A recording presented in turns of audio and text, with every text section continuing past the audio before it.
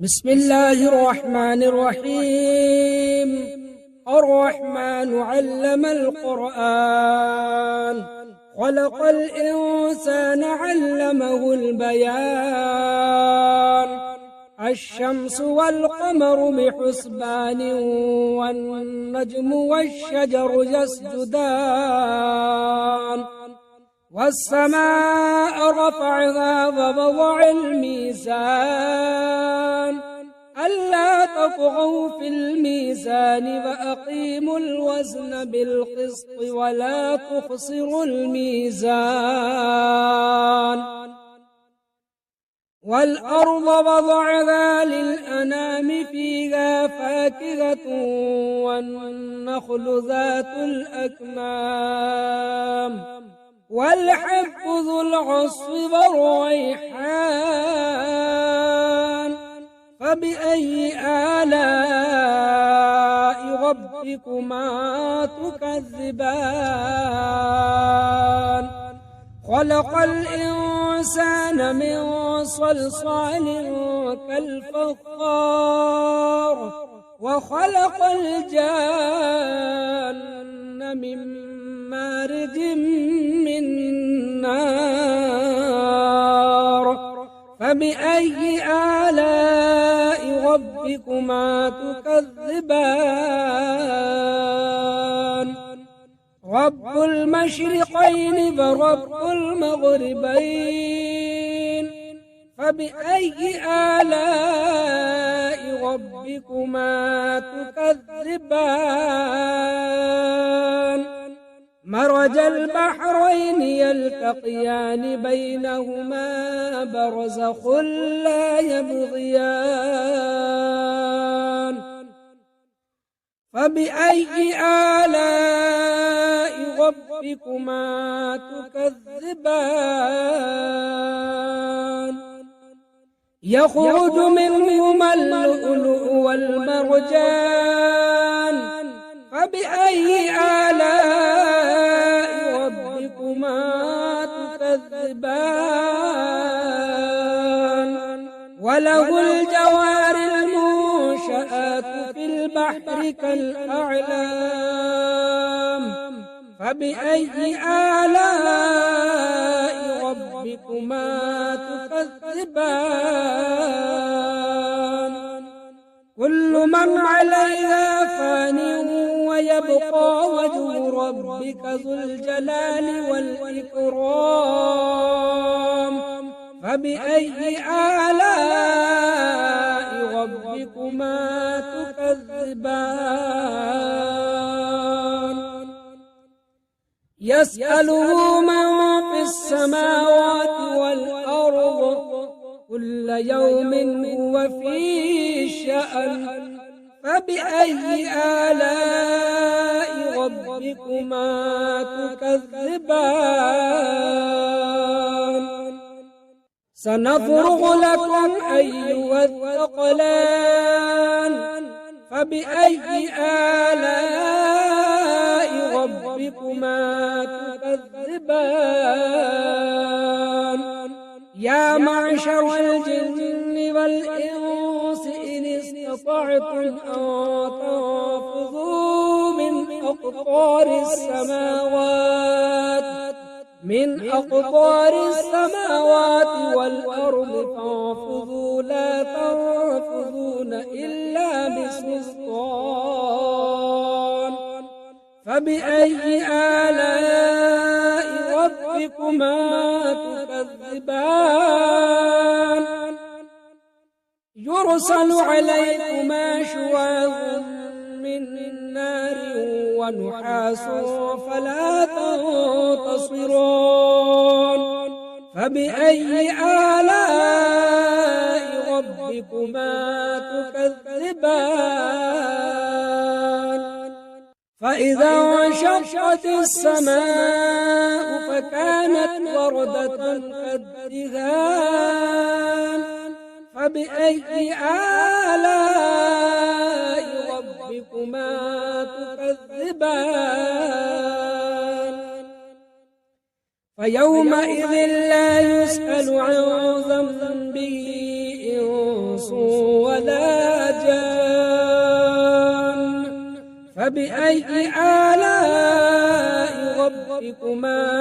تكذبان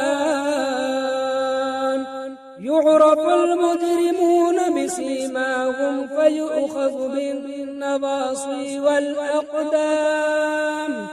فبأي آلاء ربكما تكذبان هذه جهنم التي يكذب بها المجرمون يطوفون بينها وبين حميم آن فبأي آلاء ربكما تكذبان ولمن خاف مقام ربه جنتان فبأي آلاء ربكما تكذبان ذواتا أفنان فبأي آلاء ربكما تكذبان فيهما عينان تجريان فبأي آلاء ربكما تكذبان فيهما من كل فاكهة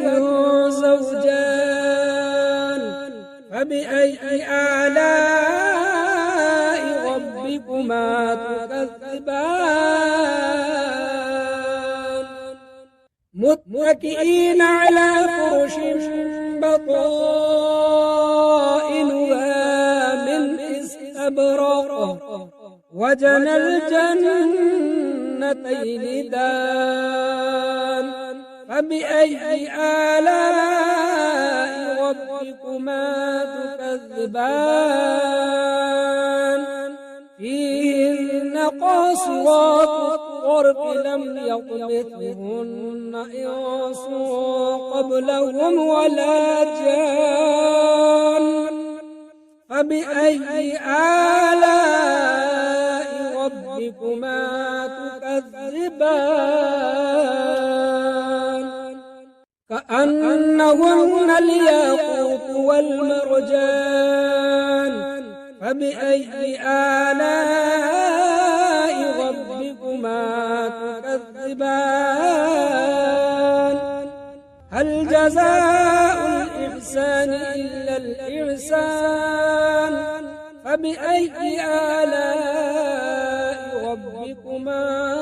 تكذبان ومن دونهما جنتان فبأي آلاء ربكما تكذبان مدغامتان فبأي آلاء ربكما تكذبان فيهما عينان ضاختان فبأي آلاء ربكما تكذبان فيهما فاكهة ونخل ورمان فبأي آلاء ربكما تكذبان فيهن خيرات حسان فبأي آلاء ربكما تكذبان حور مقصورات في الخيام فبأي آلاء ربكما تكذبان لم يطمثهن إنس قبلهم ولا جان فبأي آلاء ربكما تكذبان متكئين على رفرف خضر وعبقري حسان فبأي آلاء ربكما تكذبان تبارك اسم ربك ذي الجلال والإكرام أعوذ بالله من الشيطان الرجيم بسم الله الرحمن الرحيم ياسين والقرآن الحكيم إنك لمن المرسلين على صراط مستقيم تنزيل العزيز الرحيم لتنذر قوما ما أنذر آباؤهم فهم غافلون لقد حق القول على أكثرهم فهم لا يؤمنون إنا جعلنا في أعناقهم أغلالا فهي إلى الأذقان فهم مقمحون وجعلنا من بين أيديهم سدا ومن خلفهم سدا فأغشيناهم فهم لا يبصرون وسواء عليهم أأنذرتهم أم لم تنذرهم لا يؤمنون إنما تنذر من اتبع الذكر فخشي الرحمن بالغيب فبشره بمغفرة وأجر كريم إنا نحن نحيي الموتى ونكتب ما قدموا وآثارهم وكل شيء أحصيناه في إمام مبين واضرب لهم مثلا أصحاب القرية إذ جاءها المرسلون إذ أرسلنا إليهم اثنين فكذبوهما فعززنا بثالث فقالوا إنا إليكم مرسلون قالوا ما أنتم إلا بشر مثلنا وما أنزل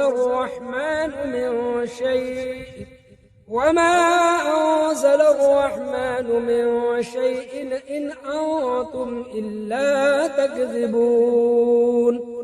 قالوا ربنا يعلم إنا إليكم لمرسلون وما علينا إلا البلاغ المبين قالوا إنا تطيرنا بكم لئن لم تنتهوا لنرجمنكم وليمسنكم منا عذاب أليم قالوا طائركم معكم أئن ذكرتم بل أنتم قوم مسرفون وجاء من أقصى المدينة رجل يسعى قال يا قوم اتبعوا المرسلين اتبعوا من لا يسألكم أجرا وهم مهتدون وما لي لا أعبد الذي فطرني وإليه ترجعون أأتخذ من دونه آلهة إن يردني الرحمن بضر لا تغن عني شفاعتهم شيئا ولا ينقذون إني إذا لفي ضلال مبين إني آمنت بربكم فاسمعون قيل ادخل الجنة قال يا ليت قومي يعلمون بما غفر لي ربي وجعلني من المكرمين وما أنزلنا على قومه من بعده من جند من السماء وما كنا منزلين إن كانت إلا صيحة واحدة فإذا هم خامدون يا حسرة على العباد ما يأتيهم من رسول إلا كانوا به يستهزئون ألم يروا كم أهلكنا قبلهم من القرون أنهم إليهم لا يرجعون وإن كل لما جميع لدينا محضرون وآية لهم الأرض الميتة أحييناها فأخرجنا منها حبا فمنه يأكلون وجعلنا فيها جنات من نخيل وأعناب وفجرنا فيها من العيون ليأكلوا من ثمره وما عملته أيديهم أفلا يشكرون سبحان الذي خلق الأزواج كلها مما تنبت الأرض ومن أنفسهم ومما لا يعلمون وآية لهم الليل نسلخ منه النهار فإذا هم مظلمون والشمس تجري لمستقر لها ذلك تقدير العزيز العليم والقمر قدرناه منازل حتى عاد كالعرجون القديم لا الشمس ينبغي لها أن تدرك القمر ولا الليل سابق النهار وكل في فلك يسبحون وآية لهم أنا حملنا ذريتهم في الفلك المشحون وخلقنا لهم من مثله ما يركبون وإن نشأ نغرقهم فلا صريخ لهم ولا هم ينقذون إلا رحمة منا ومتاعا إلى حين وإذا قيل لهم اتقوا ما بين أيديكم وما خلفكم لعلكم ترحمون وما تأتيهم من آية من آيات ربهم إلا كانوا عنها معرضين وإذا قيل لهم أنفقوا مما رزقكم الله قال الذين كفروا للذين آمنوا أنطعم من لو يشاء الله أطعمه إن أنتم إلا في ضلال مبين ويقولون متى هذا الوعد إن كنتم صادقين ما ينظرون إلا صيحة واحدة تأخذهم وهم يخصمون فلا يستطيعون توصية ولا إلى أهلهم يرجعون ونفخ في الصور فإذا هم من الأجداث إلى ربهم ينسلون قالوا يا ويلنا من بعثنا من مرقدنا هذا ما وعد الرحمن وصدق المرسلون إن كانت إلا صيحة واحدة فإذا هم جميع لدينا محضرون فاليوم لا تظلم نفس شيئا ولا تجزون إلا ما كنتم تعملون إن أصحاب الجنة اليوم في شغل فاكهون هم وأزواجهم في ظلال على الأرائك متكئون لهم فيها فاكهة ولهم ما يدعون سلام قولا من رب رحيم وامتازوا اليوم أيها المجرمون ألم أعهد إليكم يا بني آدم ألا تعبدوا الشيطان إنه لكم عدو مبين وأن اعبدوني هذا صراط مستقيم ولقد أضل منكم جبلا كثيرا أفلم تكونوا تعقلون هذه جهنم التي كنتم توعدون اصلوها اليوم بما كنتم تكفرون اليوم نختم على أفواههم وتكلمنا أيديهم وتشهد أرجلهم بما كانوا يكسبون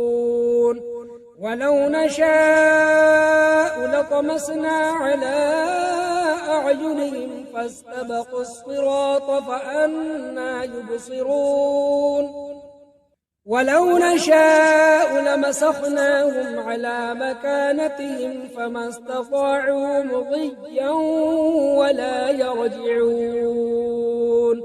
ومن نعمره ننكس في الخلق أفلا يعقلون وما علمناه الشعر وما ينبغي له إن هو إلا ذكر وقرآن مبين لينذر من كان حيا ويحق القول على الكافرين أولم يروا أنا خلقنا لهم مما عملت أيدينا أنعاما فهم لها مالكون وذللناها لهم فمنها ركوبهم ومنها يأكلون ولهم فيها منافع ومشارب أفلا يشكرون واتخذوا من دون الله آلهة لعلهم ينصرون لا يستطيعون نصرهم وهم لهم جند محضرون فلا يحزنك قولهم إنا نعلم ما يسرون وما يعلنون أولم ير الإنسان أنا خلقناه من نطفة فإذا هو خصيم مبين وضرب لنا مثلا ونسي خلقه قال من يحيي العظام وهي رميم قل يحييها الذي أنشأها أول مرة وهو بكل خلق عليم الذي جعل لكم من الشجر الأخضر نارا فإذا أنتم منه توقدون أوليس الذي خلق السماوات والأرض بقادر على أن يخلق مثلهم بلى وهو الخلاق العليم إنما أمره إذا